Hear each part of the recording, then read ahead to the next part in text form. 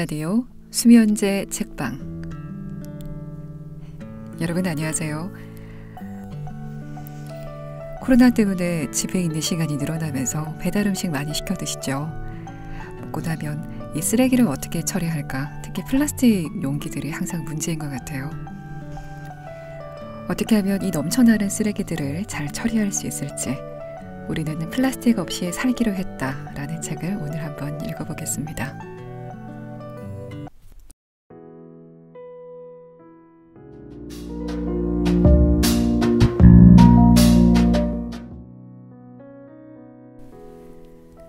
플라스틱 없는 집 프로젝트. 오스트리아의 작은 마을에서 물리치료사로 일하며 남편, 세 아이와 함께 평범하게 살아가던 산드라. 2009년 9월의 어느 날, 영화 초대권을 얻은 그녀는 영화 관람보다도 그 뒤에 친구들과 한잔할 생각에 들떠 있었다. 그러나 다큐멘터리 영화 플라스틱 행성에서 지구를 뒤덮어버린 플라스틱의 적나라한 영향과 폐해를 목격한 그녀는 더 이상 이전과 똑같은 인간으로 살아갈 수 없으리라는 예감에 사로잡혔다. 그런 그녀를 앞에 두고 친구들은 결말을 정해놓은 듯 한결같이 말했다. 근데 어쩔 수 없잖아. 플라스틱은 이미 대세거든. 안 된다니까. 부글부글 끓던 산드라는 결국 외쳤다. 내가 우리 집에서 해볼게. 한 달 동안 플라스틱 없이 살아보겠어. 어디 정말로 불가능한지 보자고. 이렇게 대책 없이 시작된 5명 가족의 플라스틱 없는 집 프로젝트. 그러나 그들은 첫 장보기부터 좌절하기 시작하는데 과연 이들은 성공할 수 있을까? 좌충우돌 시행착오를 거치면서 느리지만 재미있고 유쾌하게 조금씩 나아가는 산드라 가족의 이야기를 따라가다 보면 넘쳐나는 플라스틱이 왜 문제인지, 우리의 건강과 환경에 어떻게 영향을 미치는지, 왜 재활용 시스템만 믿어서는 안 되는지 등 여러 가지 환경 문제를 자연스럽게 이해할 수 있다. 그리고 나도 이 정도는 해볼 수 있겠다는 용기와 아이디어를 얻을 수 있다. 지은이 산드라가 그랬듯 이 책을 읽고 나면 당신도 더 이상 예전과 똑같은 눈으로 세상을 바라보지 못할 것이다.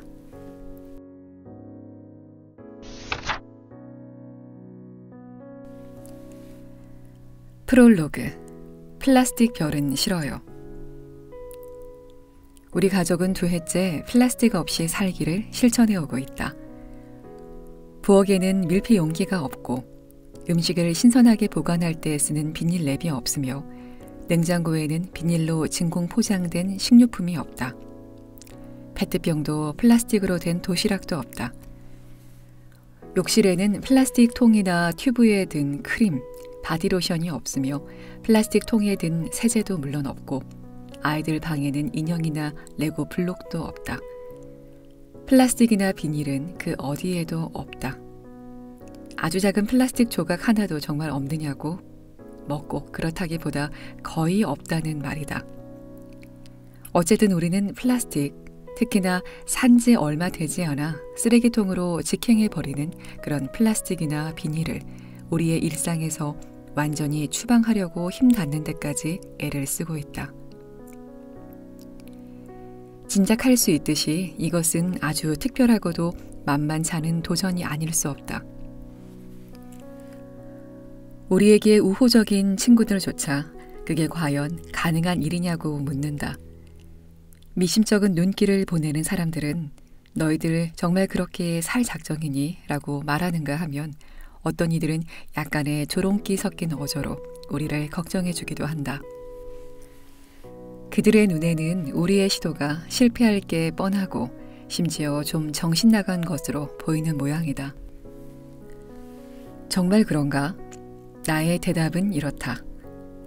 모든 새로운 시도, 모든 새로운 시작에는 약간의 용기가 필요한 법이며 남들의 깔보는 듯한 비웃음이나 이해할 수 없어라며 머리를 가로젓는 반응에 대해 개의치 않겠다는 자세도 포함되어 있다라고. 하지만 내 생각이 애당초부터 그렇게 당당했던 것은 물론 아니다. 당초 내 의욕을 부추긴 것은 행동하지 않는 자는 아무것도 얻지 못한다는 격언이었다. 이 격언을 만난 후 우리는 가능한 플라스틱 없이 삶을 꾸려가려는 실험을 감행할 수 있었다. 처음에는 인간의 한계에 부딪혀 본다는 다소 거창한 생각이 들기도 했지만 시간이 흐를수록 그 실험은 우리에게 흥미로운 일이 되어버렸다. 결코 쉬운 일은 아니었지만 결국 우리는 꽤나 주목할 만한 진전을 이루어냈다. 그 과정에서 상당히 많은 요소들이 서로 맞물린 채 협조체제가 잘 이루어져야만 했다. 고도의 합리적 계획과 더불어 발명가의 정신, 연구하는 태도, 임기응변, 그리고 무엇보다도 가족 전원의 협동이 필요했다. 그런 것들이 없었다면 기쁨, 열정, 승부욕 같은 추동력을 가지고 이 일을 밀고 나가는 것은 불가능했을 것이다. 이 실험의 기본 전제 조건은 재미있어야 한다는 것이었다. 그래야 우리 가족이 예상치 못한 위기에 빠져 허우적거리는 일이 없을 터였다. 만일 우리의 실험이 지겹고 힘들기만 했다면 우리는 실험을 중단했을 것이다. 이건 확실하다. 우리 가족은 어른 둘에 아이 셋이다. 여기에 우리 아이들이 당연히 가족의 일원이라고 믿어 의심치 않는 고양이 1마리와 기니피그 2마리가 추가된다. 남편 패턴은 큰 특수학교에서 아이들을 돌보는 교사다. 나는 프리랜서 물리치료사로 일하고 있는데 주로 장애인 치료를 담당한다. 맏아들 사무엘은 13살, 둘째 딸인 말레나는 10살, 그리고 7살의 막내 레오나르트는 아직 초등학교에 다니고 있다. 우리가 사는 곳은 시골 분위기가 물씬 나는 작은 읍이다. 슈타이어 마르크주의 주도 그라츠에서 14km 떨어져 있는 아이스바흐라는 곳인데 인구는 고작해야 3,000명 남짓이다. 사철 풍광이 아름다운 1급 문화유적지인 라인스도원도 이곳에 있다. 우리가 사는 집은 예전에 농가였다는데 널따란 낡은 헛간도 딸려 있다. 우리가 사는 마을에는 특별히 북적거리는 곳이 한 군데도 없다. 수도원 근처에 숙박을 겸한 식당이 2곳 있고 담배와 신문을 파는 가게 1곳, 그리고 물건 구색이 그리 다양하지 않은 잡화점이 하나 있을 뿐이다. 쇼핑의 낙원과는 거리가 멀고 생태적 대한추구형 인간을 위한 것은 더더욱 아니다. 이곳 주민들 사이에서는 우리가 그런 류의 인간으로 비칠지도 모르겠지만 그렇다고 해서 우리가 아웃사이더의 삶을 영위하는 것도 다행히 아니다.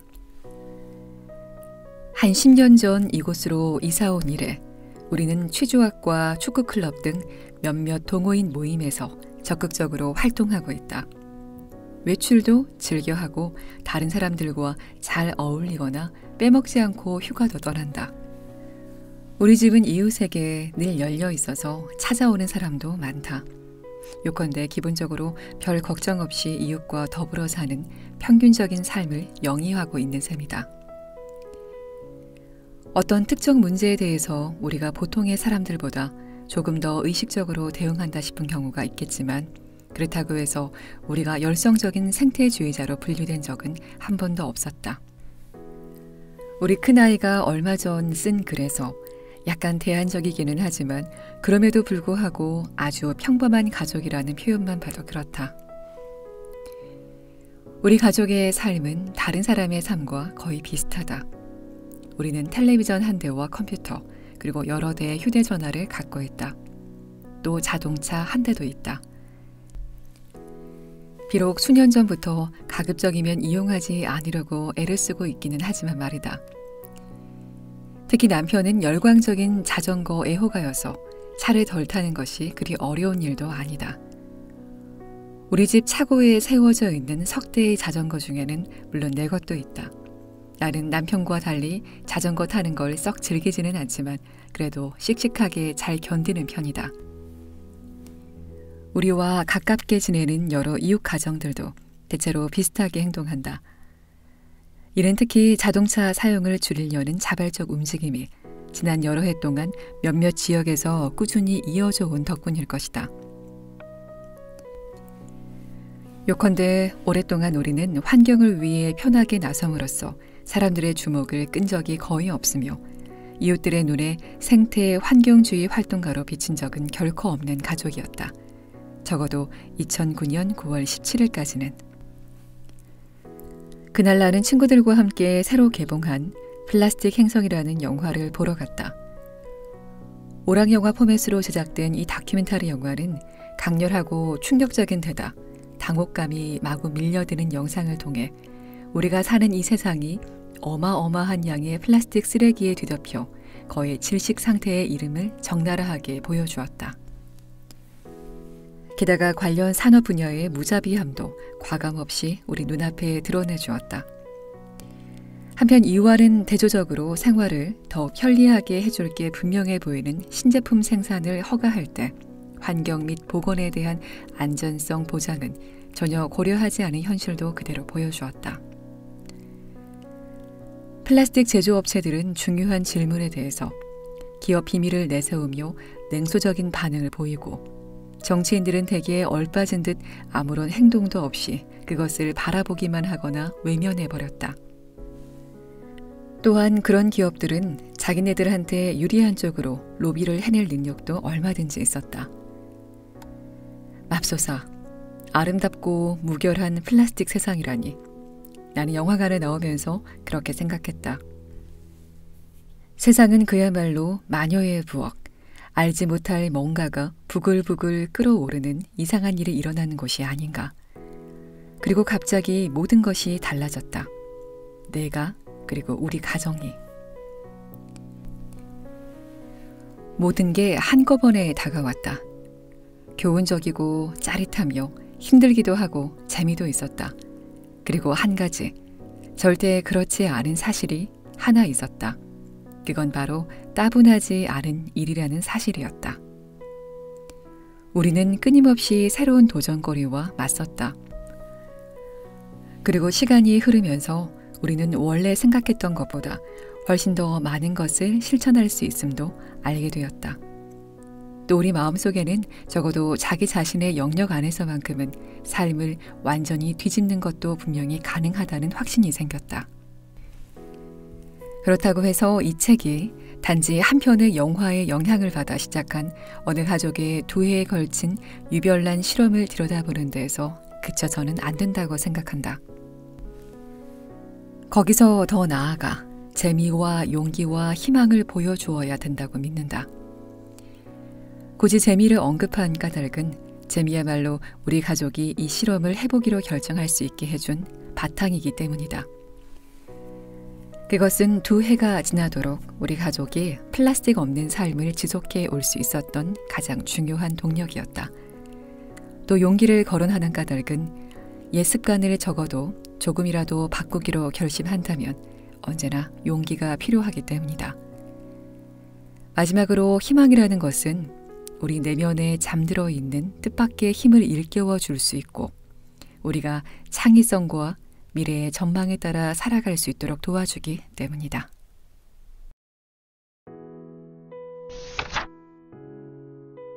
일부 모든 시작은 다 어려운 법. 친환경적으로 산다고 착각했던 날들. 지금에 와서 되돌아보면 나는 이미 어릴 때부터 쓰레기 문제에 대해서만큼은 남다른 질서의식을 갖고 있지 않았나 싶다. 아직도 기억이 생생한데 어린 시절 나는 놀이터나 산책길에 버려진 사탕 껍질이나 껌 포장지 같은 것을 발견하기라도 하면 무척이나 짜증을 냈고 때로는 그것을 주워 쓰레기통에 버리기도 했다. 나는 분명 쓰레기에 관한 한 꽤나 질서의식이 확고한 아이였다. 그게 천성인지 아니면 그렇게 배운 탓인지는 뒤로 제쳐놓자. 쓰레기에 대한 그러한 관심으로 인해 어쨌든 나는 어린 나이에도 왜 아이들이 그렇게 쓰레기를 길에 버려대는지 그 이유에 대해서 곰곰이 생각하게 되었다. 그리고 결국 멍청한 아이들만 자기 쓰레기를 그냥 주변에 내버린다는 결론을 내렸다. 뭐가 착한 일이고 뭐가 나쁜 것인지도 모르는 그런 아이들이나 하는 짓이라고 말이다. 그래서 당시 나는 똑똑한 어른들이 쓰레기를 만들어내는 존재일 거라고는 전혀 생각도 하지 못했다. 다른 사람이 버린 쓰레기를 줍는 나의 행동은 틀림없이 칭찬받을 것이었음에도 불구하고 우리 부모님은 별로 그러지 않으셨다. 오히려 어른들은 칭찬 대신 혀나 끌끌 차면서 무시하기 일쑤였다. 그러니 내가 기대했던 어른들의 강력한 지지와 성원은 애당초 없는 것이나 마찬가지였다. 어렸던 나는 내 행동의 이유를 말로 설명하고 주변의 지원을 이끌어낼 능력이 없었다. 그저 내 주변이 쓰레기로 뒤덮이는 것이 싫어서 그걸 없애려 했을 뿐이었다. 그러다 나중에는 쓰레기를 줍는 것이 점점 귀찮고 힘에 부쳐서 쓰레기가 안 나오게 되면 되지 않겠는가 라고 생각하게 되었다. 나는 사명감에 가득 차서 아이 어른 할 것 없이 또 때와 장소도 가리지 않고 제발 자신이 만든 쓰레기는 주변에 그냥 버리지 말고 사방에 널려있는 쓰레기통에 버리거나 쓰레기통이 눈에 띄지 않으면 집으로 가져가서 버리라고 쫑알대기 시작했다. 하지만 대다수 어른들은 아이들이 하는 잔소리를 잘 들으려 하지 않는다. 그때까지 나는 그 자명한 사실을 잘 모르고 있었다. 나의 계몽 활동이 별다른 효과를 거두지 못한다는 것을 깨닫고 나서야 다 큰 어른들이라 할지라도 남의 조언을 잘 들으려고 하지 않을 수도 있다는 사실을 처음으로 어렴풋이 알게 되었다. 내 경험에 비추어 보면 그런 점은 오늘날까지도 거의 변하지 않았다. 환경과 관련된 일에 대해서는 아이들이 훨씬 더 빠르게 그리고 진심으로 호응한다. 아이들은 동물이나 자연 전반에 대해 훨씬 더 긴밀한 일체감을 느끼고 감정을 이입한다. 동물이나 자연이 어려움에 처할 때면 기꺼이 도움의 손길을 내밀고 싶어 하며 그들과 친구가 되어 평화롭게 살아가는 세상을 상상하고 그것이 현실에서도 이루어지는 것이라 믿는 편이다. 아이들은 그런 세상을 위해서라면 자기가 할 수 있는 모든 것을 기꺼이 해낼 준비가 되어 있는 존재인 것이다. 나 역시 그러했다. 하지만 삶에서 발전이 줄곧 앞으로만 나아가는 경우는 드물다. 애두르기도 하고 제자리 걸음을 하거나 심지어 뒷걸음질 치기도 한다. 나 역시 예외는 아니었다. 나는 어른이 되는 과정의 어느 한 시점에서 슬그머니 이념적 전환을 하고 말았다.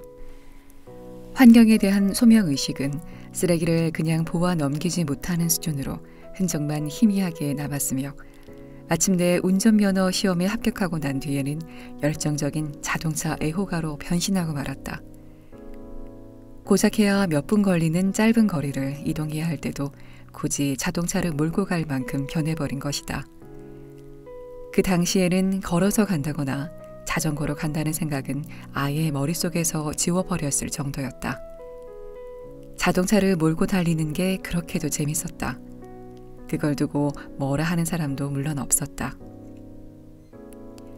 먹는 문제와 관련해서도 당시의 내 소비 행태는 한심한 수준에서 머물러 있었다.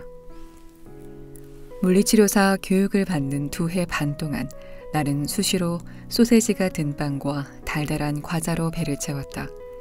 게다가 그게 매우 실용적이라고 여기기까지 했다. 그런 식으로 돈을 절약해서 주로 값싼 옷들을 사 입는데 쓸 수 있었기 때문이다. 이처럼 나는 점점 환경 문제를 외면하는 사람이 되어갔다.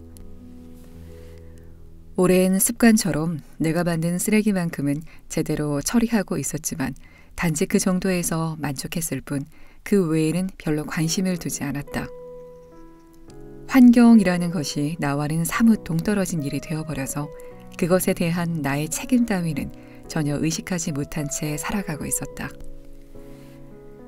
최근에 와서 나는 환경 문제라는 표현이 오히려 자연을 우리 삶의 바탕으로 인식하는 것을 방해하며 자기를 둘러싼 환경의 문제를 너무나 간단히 자기의 삶과 따로 떼어서 생각하는 경향을 갖게 만든다고 확신하고 있다.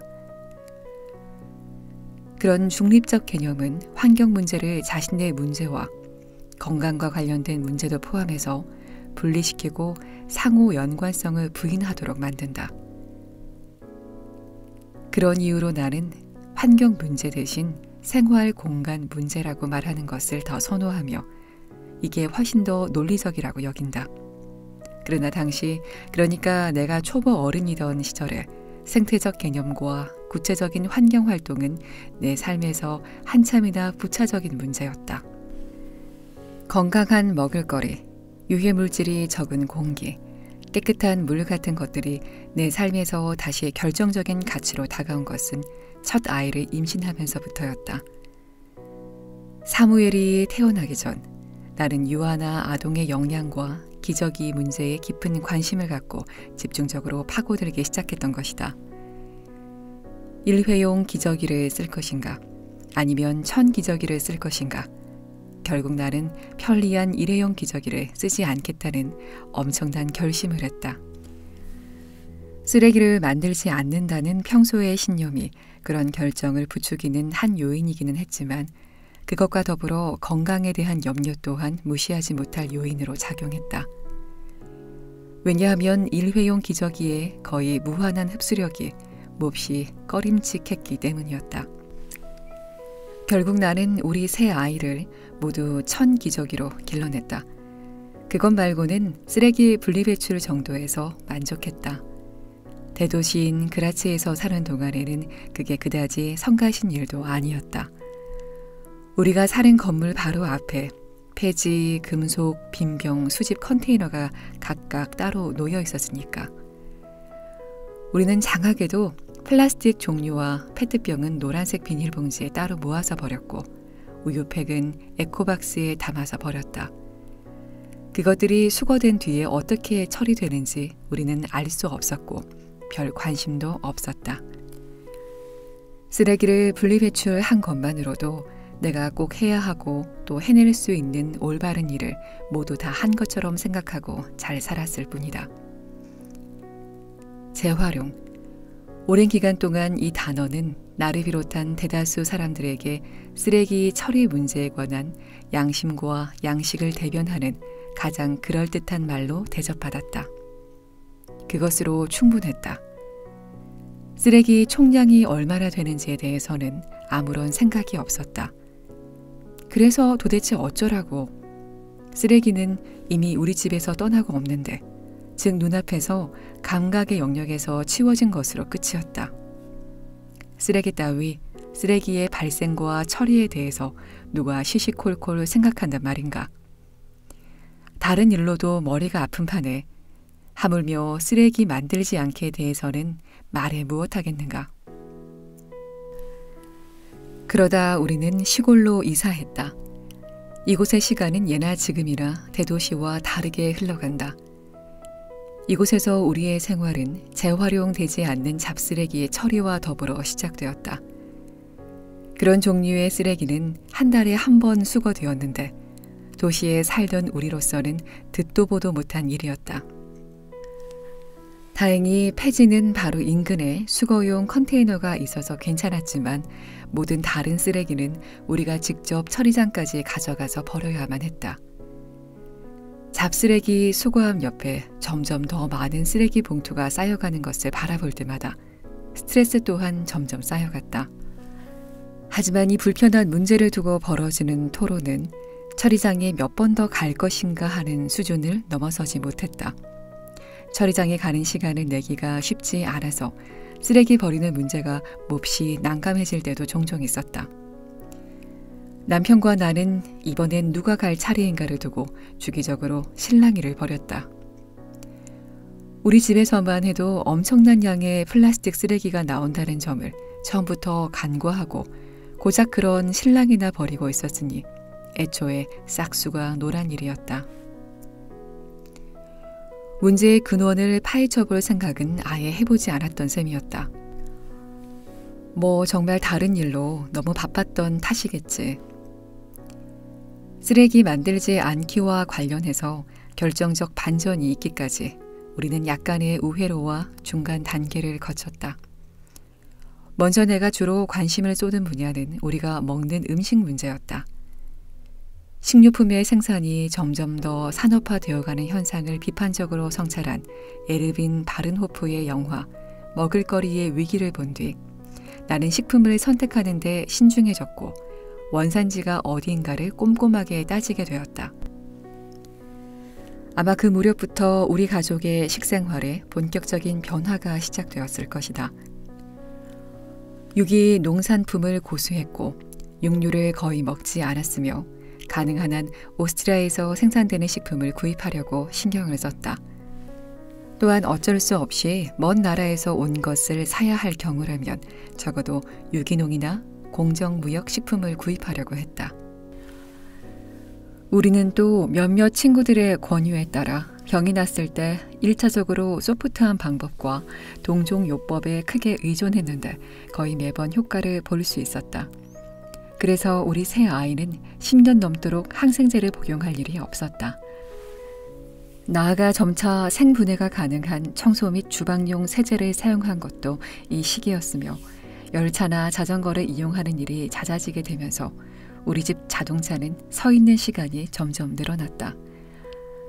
비행기 여행은 당시에도 이미 하지 않고 있었다. 이런 실천들을 계속해온 까닭에 2009년 가을까지만 해도 나는 환경과 건강을 생각하는 생활을 영위하는데 꽤나 열성적이고 또 그것에 필요한 최소한의 전제 조건과 필수 지식을 스스로 갖추고 있다고 자부하고 있었다. 이런 나의 생각을 전환하도록 만든 것은 이번에도 영화 한 편이었다. 이 영화는 내 삶의 안락함에 의문을 제기하고 결과적으로 우리의 삶을 완전히 뒤바꾸어 놓았다.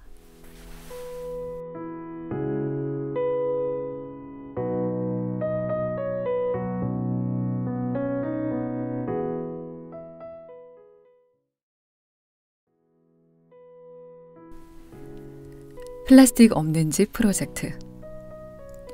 오스트리아의 작은 마을에서 물리 치료사로 일하며 남편 세 아이와 함께 평범하게 살아가던 산드라.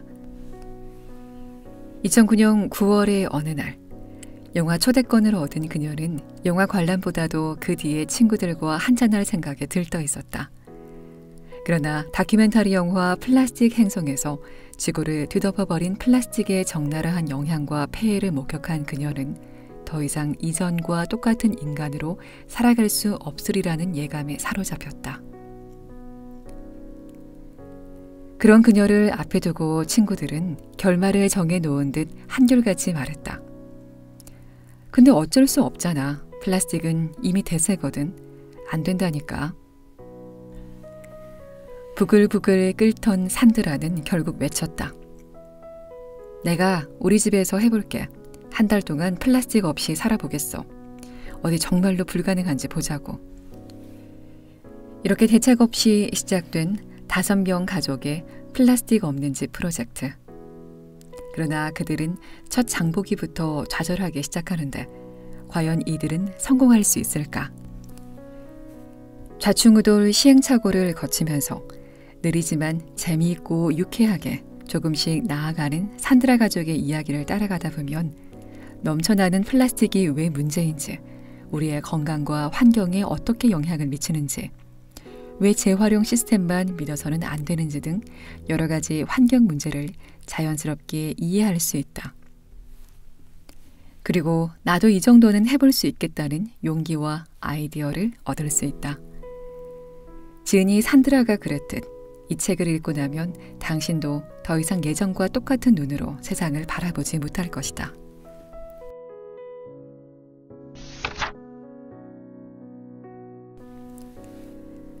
프롤로그. 플라스틱 별은 싫어요. 우리 가족은 2해째 플라스틱 없이 살기를 실천해오고 있다. 부엌에는 밀폐 용기가 없고 음식을 신선하게 보관할 때 쓰는 비닐랩이 없으며 냉장고에는 비닐로 진공 포장된 식료품이 없다. 페트병도 플라스틱으로 된 도시락도 없다. 욕실에는 플라스틱 통이나 튜브에 든 크림, 바디로션이 없으며 플라스틱 통에 든 세제도 물론 없고 아이들 방에는 인형이나 레고 블록도 없다. 플라스틱이나 비닐은 그 어디에도 없다. 아주 작은 플라스틱 조각 하나도 정말 없느냐고? 꼭 그렇다기보다 거의 없다는 말이다. 어쨌든 우리는 플라스틱, 특히나 산지 얼마 되지 않아 쓰레기통으로 직행해버리는 그런 플라스틱이나 비닐을 우리의 일상에서 완전히 추방하려고 힘닿는 데까지 애를 쓰고 있다.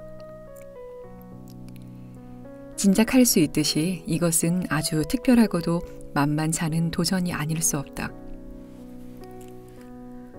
우리에게 우호적인 친구들조차 그게 과연 가능한 일이냐고 묻는다. 미심쩍은 눈길을 보내는 사람들은 너희들 정말 그렇게 살 작정이니? 라고 말하는가 하면 어떤 이들은 약간의 조롱기 섞인 어조로 우리를 걱정해 주기도 한다. 그들의 눈에는 우리의 시도가 실패할 게 뻔하고 심지어 좀 정신 나간 것으로 보이는 모양이다. 정말 그런가? 나의 대답은 이렇다. 모든 새로운 시도, 모든 새로운 시작에는 약간의 용기가 필요한 법이며 남들의 깔보는 듯한 비웃음이나 이해할 수 없어라며 머리를 가로젓는 반응에 대해 개의치 않겠다는 자세도 포함되어 있다라고. 하지만 내 생각이 애당초부터 그렇게 당당했던 것은 물론 아니다. 당초 내 의욕을 부추긴 것은 행동하지 않는 자는 아무것도 얻지 못한다는 격언이었다. 이 격언을 만난 후 우리는 가능한 플라스틱 없이 삶을 꾸려가려는 실험을 감행할 수 있었다. 처음에는 인간의 한계에 부딪혀 본다는 다소 거창한 생각이 들기도 했지만 시간이 흐를수록 그 실험은 우리에게 흥미로운 일이 되어버렸다. 결코 쉬운 일은 아니었지만 결국 우리는 꽤나 주목할 만한 진전을 이루어냈다. 그 과정에서 상당히 많은 요소들이 서로 맞물린 채 협조체제가 잘 이루어져야만 했다. 고도의 합리적 계획과 더불어 발명가의 정신, 연구하는 태도, 임기응변, 그리고 무엇보다도 가족 전원의 협동이 필요했다. 그런 것들이 없었다면 기쁨, 열정, 승부욕 같은 추동력을 가지고 이 일을 밀고 나가는 것은 불가능했을 것이다. 이 실험의 기본 전제 조건은 재미있어야 한다는 것이었다. 그래야 우리 가족이 예상치 못한 위기에 빠져 허우적거리는 일이 없을 터였다. 만일 우리의 실험이 지겹고 힘들기만 했다면 우리는 실험을 중단했을 것이다. 이건 확실하다. 우리 가족은 어른 둘에 아이 셋이다. 여기에 우리 아이들이 당연히 가족의 일원이라고 믿어 의심치 않는 고양이 한 마리와 기니피그 2마리가 추가된다.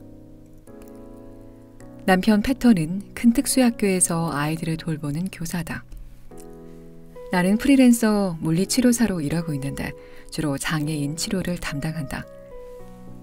맏아들 사무엘은 13살, 둘째 딸인 말레나는 10살, 그리고 7살의 막내 레오나르트는 아직 초등학교에 다니고 있다. 우리가 사는 곳은 시골 분위기가 물씬 나는 작은 읍이다. 슈타이어 마르크주의 주도 그라츠에서 14km 떨어져 있는 아이스바흐라는 곳인데 인구는 고작해야 3,000명 남짓이다. 사철 풍광이 아름다운 1급 문화유적지인 라인스도원도 이곳에 있다. 우리가 사는 집은 예전에 농가였다는데 널따란 낡은 헛간도 딸려 있다. 우리가 사는 마을에는 특별히 북적거리는 곳이 한 군데도 없다. 수도원 근처에 숙박을 겸한 식당이 두어 곳 있고 담배와 신문을 파는 가게 한 곳, 그리고 물건 구색이 그리 다양하지 않은 잡화점이 하나 있을 뿐이다. 쇼핑의 낙원과는 거리가 멀고 생태적 대한추구형 인간을 위한 것은 더더욱 아니다. 이곳 주민들 사이에서는 우리가 그런 류의 인간으로 비칠지도 모르겠지만 그렇다고 해서 우리가 아웃사이더의 삶을 영위하는 것도 다행히 아니다. 한 10년 전 이곳으로 이사 온 이래 우리는 취조학과 축구클럽 등 몇몇 동호인 모임에서 적극적으로 활동하고 있다. 외출도 즐겨하고 다른 사람들과 잘 어울리거나 빼먹지 않고 휴가도 떠난다. 우리 집은 이웃에게 늘 열려 있어서 찾아오는 사람도 많다. 요컨대 기본적으로 별 걱정 없이 이웃과 더불어 사는 평균적인 삶을 영위하고 있는 셈이다. 어떤 특정 문제에 대해서 우리가 보통의 사람들보다 조금 더 의식적으로 대응한다 싶은 경우가 있겠지만 그렇다고 해서 우리가 열성적인 생태주의자로 분류된 적은 한 번도 없었다. 우리 큰아이가 얼마 전 쓴 글에서 약간 대안적이기는 하지만 그럼에도 불구하고 아주 평범한 가족이라는 표현만 봐도 그렇다. 우리 가족의 삶은 다른 사람의 삶과 거의 비슷하다. 우리는 텔레비전 한 대와 컴퓨터, 그리고 여러 대의 휴대전화를 갖고 있다. 또 자동차 한 대도 있다. 비록 수년 전부터 가급적이면 이용하지 않으려고 애를 쓰고 있기는 하지만 말이다. 특히 남편은 열광적인 자전거 애호가여서 차를 덜 타는 것이 그리 어려운 일도 아니다. 우리 집 차고에 세워져 있는 석 대의 자전거 중에는 물론 내 것도 있다.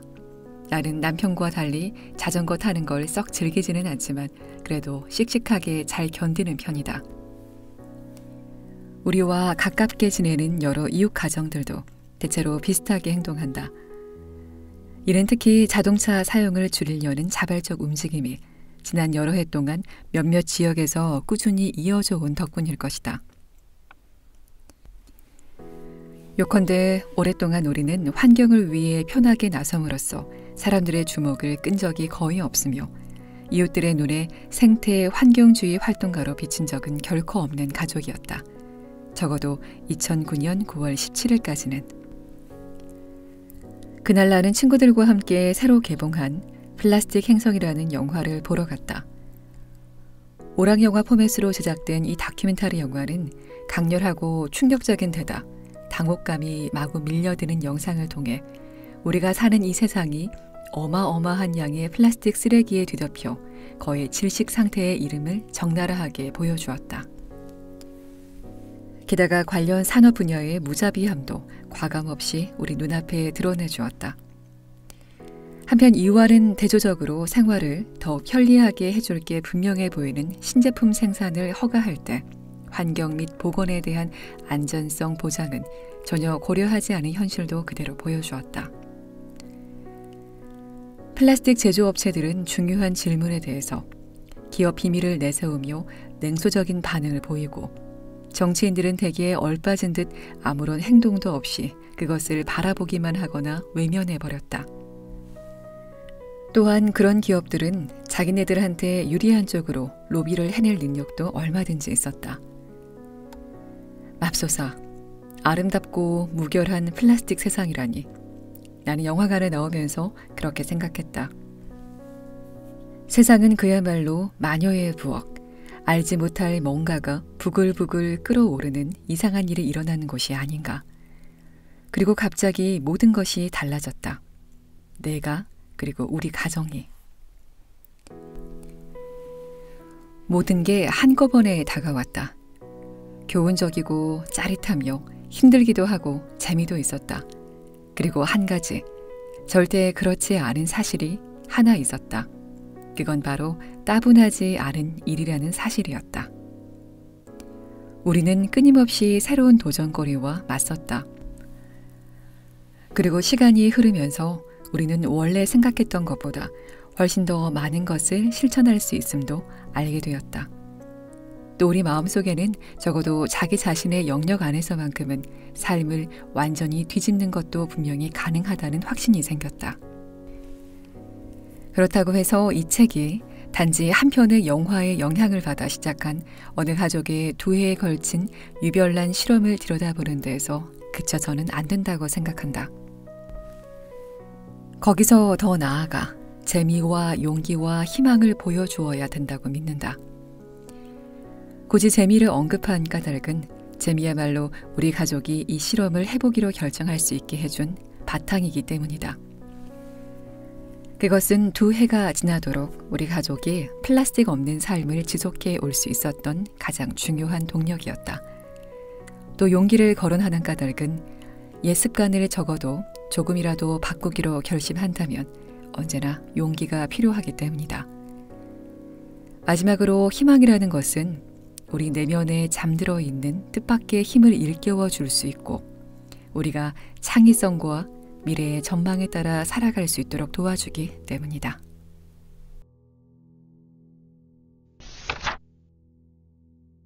일부 모든 시작은 다 어려운 법. 친환경적으로 산다고 착각했던 날들.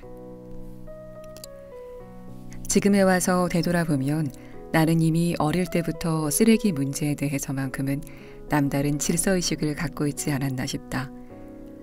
아직도 기억이 생생한데 어린 시절 나는 놀이터나 산책길에 버려진 사탕 껍질이나 껌 포장지 같은 것을 발견하기라도 하면 무척이나 짜증을 냈고 때로는 그것을 주워 쓰레기통에 버리기도 했다. 나는 분명 쓰레기에 관한 한 꽤나 질서의식이 확고한 아이였다. 그게 천성인지 아니면 그렇게 배운 탓인지는 뒤로 제쳐놓자. 쓰레기에 대한 그러한 관심으로 인해 어쨌든 나는 어린 나이에도 왜 아이들이 그렇게 쓰레기를 길에 버려대는지 그 이유에 대해서 곰곰이 생각하게 되었다. 그리고 결국 멍청한 아이들만 자기 쓰레기를 그냥 주변에 내버린다는 결론을 내렸다. 뭐가 착한 일이고 뭐가 나쁜 것인지도 모르는 그런 아이들이나 하는 짓이라고 말이다. 그래서 당시 나는 똑똑한 어른들이 쓰레기를 만들어내는 존재일 거라고는 전혀 생각도 하지 못했다. 다른 사람이 버린 쓰레기를 줍는 나의 행동은 틀림없이 칭찬받을 것이었음에도 불구하고 우리 부모님은 별로 그러지 않으셨다. 오히려 어른들은 칭찬 대신 혀나 끌끌 차면서 무시하기 일쑤였다. 그러니 내가 기대했던 어른들의 강력한 지지와 성원은 애당초 없는 것이나 마찬가지였다. 어렸던 나는 내 행동의 이유를 말로 설명하고 주변의 지원을 이끌어낼 능력이 없었다. 그저 내 주변이 쓰레기로 뒤덮이는 것이 싫어서 그걸 없애려 했을 뿐이었다. 그러다 나중에는 쓰레기를 줍는 것이 점점 귀찮고 힘에 부쳐서 쓰레기가 안 나오게 되면 되지 않겠는가 라고 생각하게 되었다. 나는 사명감에 가득 차서 아이 어른 할 것 없이 또 때와 장소도 가리지 않고 제발 자신이 만든 쓰레기는 주변에 그냥 버리지 말고 사방에 널려 있는 쓰레기통에 버리거나 쓰레기통이 눈에 띄지 않으면 집으로 가져가서 버리라고 쫑알대기 시작했다. 하지만 대다수 어른들은 아이들이 하는 잔소리를 잘 들으려 하지 않는다. 그때까지 나는 그 자명한 사실을 잘 모르고 있었다. 나의 계몽 활동이 별다른 효과를 거두지 못한다는 것을 깨닫고 나서야 다 큰 어른들이라 할지라도 남의 조언을 잘 들으려고 하지 않을 수도 있다는 사실을 처음으로 어렴풋이 알게 되었다. 내 경험에 비추어 보면 그런 점은 오늘날까지도 거의 변하지 않았다. 환경과 관련된 일에 대해서는 아이들이 훨씬 더 빠르게 그리고 진심으로 호응한다. 아이들은 동물이나 자연 전반에 대해 훨씬 더 긴밀한 일체감을 느끼고 감정을 이입한다. 동물이나 자연이 어려움에 처할 때면 기꺼이 도움의 손길을 내밀고 싶어 하며 그들과 친구가 되어 평화롭게 살아가는 세상을 상상하고 그것이 현실에서도 이루어지는 것이라 믿는 편이다. 아이들은 그런 세상을 위해서라면 자기가 할 수 있는 모든 것을 기꺼이 해낼 준비가 되어 있는 존재인 것이다. 나 역시 그러했다. 하지만 삶에서 발전이 줄곧 앞으로만 나아가는 경우는 드물다. 애두르기도 하고 제자리 걸음을 하거나 심지어 뒷걸음질 치기도 한다. 나 역시 예외는 아니었다. 나는 어른이 되는 과정의 어느 한 시점에서 슬그머니 이념적 전환을 하고 말았다. 환경에 대한 소명의식은 쓰레기를 그냥 보아 넘기지 못하는 수준으로 흔적만 희미하게 남았으며 마침내 운전면허 시험에 합격하고 난 뒤에는 열정적인 자동차 애호가로 변신하고 말았다. 고작해야 몇 분 걸리는 짧은 거리를 이동해야 할 때도 굳이 자동차를 몰고 갈 만큼 변해버린 것이다. 그 당시에는 걸어서 간다거나 자전거로 간다는 생각은 아예 머릿속에서 지워버렸을 정도였다. 자동차를 몰고 달리는 게 그렇게도 재밌었다. 그걸 두고 뭐라 하는 사람도 물론 없었다. 먹는 문제와 관련해서도 당시의 내 소비 행태는 한심한 수준에서 머물러 있었다. 물리치료사 교육을 받는 2해 반 동안 나는 수시로 소세지가 든 빵과 달달한 과자로 배를 채웠다. 게다가 그게 매우 실용적이라고 여기기까지 했다. 그런 식으로 돈을 절약해서 주로 값싼 옷들을 사 입는데 쓸 수 있었기 때문이다. 이처럼 나는 점점 환경 문제를 외면하는 사람이 되어갔다. 오랜 습관처럼 내가 만든 쓰레기만큼은 제대로 처리하고 있었지만 단지 그 정도에서 만족했을 뿐 그 외에는 별로 관심을 두지 않았다. 환경이라는 것이 나와는 사뭇 동떨어진 일이 되어버려서 그것에 대한 나의 책임 따위는 전혀 의식하지 못한 채 살아가고 있었다. 최근에 와서 나는 환경 문제라는 표현이 오히려 자연을 우리 삶의 바탕으로 인식하는 것을 방해하며 자기를 둘러싼 환경의 문제를 너무나 간단히 자기의 삶과 따로 떼어서 생각하는 경향을 갖게 만든다고 확신하고 있다. 그런 중립적 개념은 환경 문제를 자신의 문제와 건강과 관련된 문제도 포함해서 분리시키고 상호 연관성을 부인하도록 만든다. 그런 이유로 나는 환경 문제 대신 생활 공간 문제라고 말하는 것을 더 선호하며 이게 훨씬 더 논리적이라고 여긴다. 그러나 당시, 그러니까 내가 초보 어른이던 시절에 생태적 개념과 구체적인 환경 활동은 내 삶에서 한참이나 부차적인 문제였다. 건강한 먹을거리, 유해물질이 적은 공기, 깨끗한 물 같은 것들이 내 삶에서 다시 결정적인 가치로 다가온 것은 첫 아이를 임신하면서부터였다. 사무엘이 태어나기 전 나는 유아나 아동의 영양과 기저귀 문제에 깊은 관심을 갖고 집중적으로 파고들기 시작했던 것이다. 일회용 기저귀를 쓸 것인가? 아니면 천기저귀를 쓸 것인가? 결국 나는 편리한 일회용 기저귀를 쓰지 않겠다는 엄청난 결심을 했다.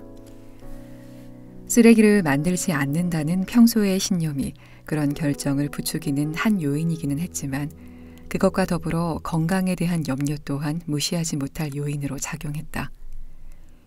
왜냐하면 일회용 기저귀에 거의 무한한 흡수력이 몹시 꺼림칙했기 때문이었다. 결국 나는 우리 세 아이를 모두 천기저귀로 길러냈다.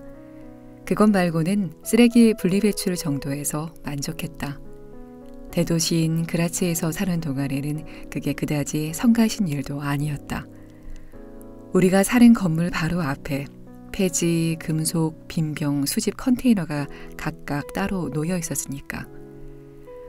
우리는 장하게도 플라스틱 종류와 페트병은 노란색 비닐봉지에 따로 모아서 버렸고 우유팩은 에코박스에 담아서 버렸다. 그것들이 수거된 뒤에 어떻게 처리되는지 우리는 알 수 없었고 별 관심도 없었다. 쓰레기를 분리배출한 것만으로도 내가 꼭 해야 하고 또 해낼 수 있는 올바른 일을 모두 다 한 것처럼 생각하고 잘 살았을 뿐이다. 재활용. 오랜 기간 동안 이 단어는 나를 비롯한 대다수 사람들에게 쓰레기 처리 문제에 관한 양심과 양식을 대변하는 가장 그럴듯한 말로 대접받았다. 그것으로 충분했다. 쓰레기 총량이 얼마나 되는지에 대해서는 아무런 생각이 없었다. 그래서 도대체 어쩌라고. 쓰레기는 이미 우리 집에서 떠나고 없는데, 즉 눈앞에서 감각의 영역에서 치워진 것으로 끝이었다. 쓰레기 따위, 쓰레기의 발생과 처리에 대해서 누가 시시콜콜 생각한단 말인가. 다른 일로도 머리가 아픈 판에 하물며 쓰레기 만들지 않게 대해서는 말해 무엇하겠는가. 그러다 우리는 시골로 이사했다. 이곳의 시간은 예나 지금이나 대도시와 다르게 흘러간다. 이곳에서 우리의 생활은 재활용되지 않는 잡쓰레기의 처리와 더불어 시작되었다. 그런 종류의 쓰레기는 한 달에 한 번 수거되었는데 도시에 살던 우리로서는 듣도 보도 못한 일이었다. 다행히 폐지는 바로 인근에 수거용 컨테이너가 있어서 괜찮았지만 모든 다른 쓰레기는 우리가 직접 처리장까지 가져가서 버려야만 했다. 잡쓰레기 수거함 옆에 점점 더 많은 쓰레기 봉투가 쌓여가는 것을 바라볼 때마다 스트레스 또한 점점 쌓여갔다. 하지만 이 불편한 문제를 두고 벌어지는 토론은 처리장에 몇 번 더 갈 것인가 하는 수준을 넘어서지 못했다. 처리장에 가는 시간을 내기가 쉽지 않아서 쓰레기 버리는 문제가 몹시 난감해질 때도 종종 있었다. 남편과 나는 이번엔 누가 갈 차례인가를 두고 주기적으로 실랑이를 벌였다. 우리 집에서만 해도 엄청난 양의 플라스틱 쓰레기가 나온다는 점을 처음부터 간과하고 고작 그런 실랑이나 벌이고 있었으니 애초에 싹수가 노란 일이었다. 문제의 근원을 파헤쳐볼 생각은 아예 해보지 않았던 셈이었다. 뭐 정말 다른 일로 너무 바빴던 탓이겠지. 쓰레기 만들지 않기와 관련해서 결정적 반전이 있기까지 우리는 약간의 우회로와 중간 단계를 거쳤다. 먼저 내가 주로 관심을 쏟은 분야는 우리가 먹는 음식 문제였다. 식료품의 생산이 점점 더 산업화되어가는 현상을 비판적으로 성찰한 에르빈 바른호프의 영화 먹을거리의 위기를 본 뒤 나는 식품을 선택하는 데 신중해졌고 원산지가 어디인가를 꼼꼼하게 따지게 되었다. 아마 그 무렵부터 우리 가족의 식생활에 본격적인 변화가 시작되었을 것이다. 유기 농산품을 고수했고 육류를 거의 먹지 않았으며 가능한 한 오스트리아에서 생산되는 식품을 구입하려고 신경을 썼다. 또한 어쩔 수 없이 먼 나라에서 온 것을 사야 할 경우라면 적어도 유기농이나 공정무역 식품을 구입하려고 했다. 우리는 또 몇몇 친구들의 권유에 따라 병이 났을 때 1차적으로 소프트한 방법과 동종요법에 크게 의존했는데 거의 매번 효과를 볼 수 있었다. 그래서 우리 새 아이는 10년 넘도록 항생제를 복용할 일이 없었다. 나아가 점차 생분해가 가능한 청소 및 주방용 세제를 사용한 것도 이 시기였으며 열차나 자전거를 이용하는 일이 잦아지게 되면서 우리 집 자동차는 서 있는 시간이 점점 늘어났다. 비행기 여행은 당시에도 이미 하지 않고 있었다. 이런 실천들을 계속해온 까닭에 2009년 가을까지만 해도 나는 환경과 건강을 생각하는 생활을 영위하는데 꽤나 열성적이고 또 그것에 필요한 최소한의 전제 조건과 필수 지식을 스스로 갖추고 있다고 자부하고 있었다. 이런 나의 생각을 전환하도록 만든 것은 이번에도 영화 한 편이었다. 이 영화는 내 삶의 안락함에 의문을 제기하고 결과적으로 우리의 삶을 완전히 뒤바꾸어 놓았다.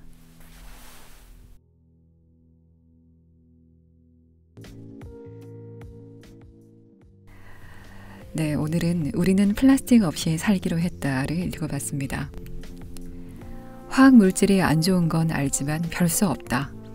그렇게 안 하고서는 어떻게 삶을 살아가냐 하는 사람들에게 유쾌하게 도전해서 성공할 수 있구나.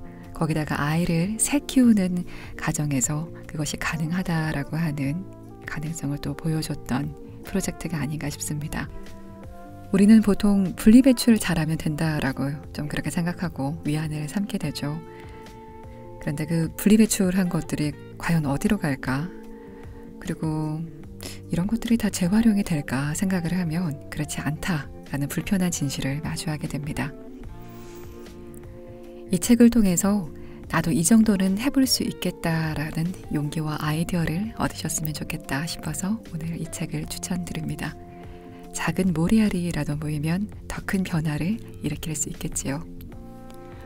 오늘 방송이 좋으셨다면 좋아요, 그리고 알람 설정, 구독을 부탁드립니다. 삶 속에서 항상 평온하시길 바랍니다.